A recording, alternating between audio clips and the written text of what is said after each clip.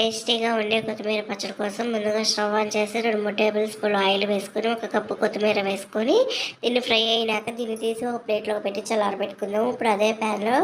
1 table spoon మెంతులు, 2 table స్పూన్లు ఆవాలు వేసుకొని డ్రై రోస్ట్ చేసుకొని వీటిని తీసి ఒక బౌల్లోకి పెట్టుకుందాము. ఇప్పుడు 7, 8 ఎండుమిర్చి వేసుకొని దాన్ని కూడా ఒక బౌల్లోకి పెట్టుకొని, ఇప్పుడు